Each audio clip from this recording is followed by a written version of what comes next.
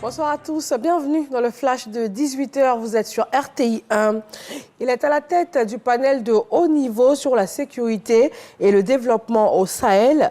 L'ancien président du Niger, Mahamadou Issoufou, a été reçu ce lundi à Abidjan par le chef de l'État ivoirien.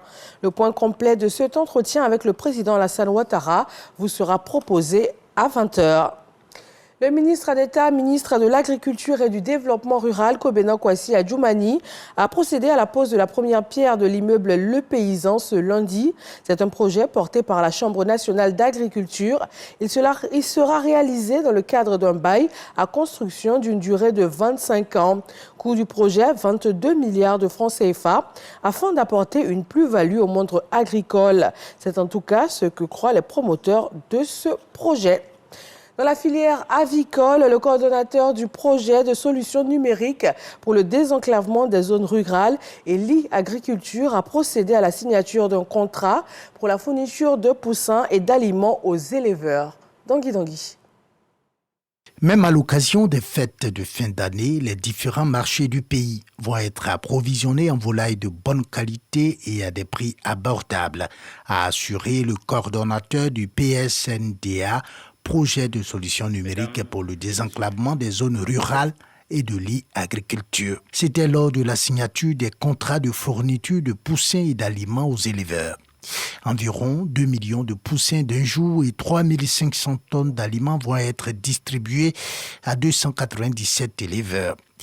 C'est dans le cadre d'un projet initié par le gouvernement en collaboration avec la Banque mondiale pour sauver la filière avicole sinistrée avec la Covid-19. Ce programme a permis, je dirais, de sauver des centaines d'opérateurs donc, de la faillite certaine.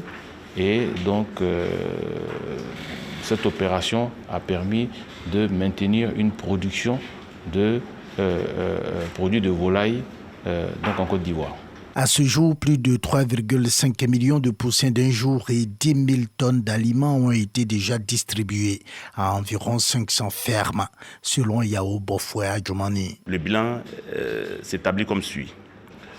Plus de 3 millions de poussins livrés aux éleveurs, plus de 6 000 tonnes d'aliments livrés aux éleveurs, le tout d'un montant équivalent à 4 milliards de francs CFA.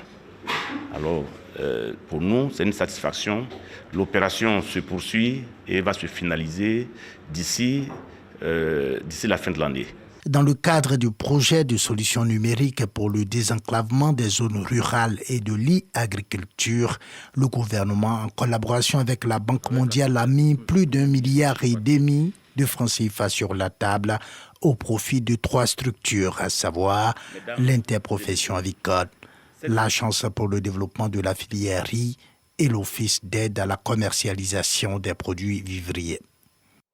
Dans l'actualité internationale au Cameroun, les 9 otages enlevés en septembre dernier ont été libérés. L'Église catholique a annoncé la libération de ces personnes, au nombre desquelles figuraient 5 prêtres catholiques et une nonne. Ils auront passé plus d'1 mois en captivité après avoir été enlevés dans l'ouest anglophone du Cameroun, en proie depuis plus de 6 années déjà à un conflit séparatiste. Puis de nouveaux affrontements hier dimanche dans le Nord Kivu entre les FARDC et les combattants du M23. Médecins sans frontières a annoncé un appel pour l'ouverture d'un corridor humanitaire afin de pouvoir évacuer les civils et les blessés. Au moins 23 000 personnes auraient été déplacées par ces violences depuis le 20 octobre.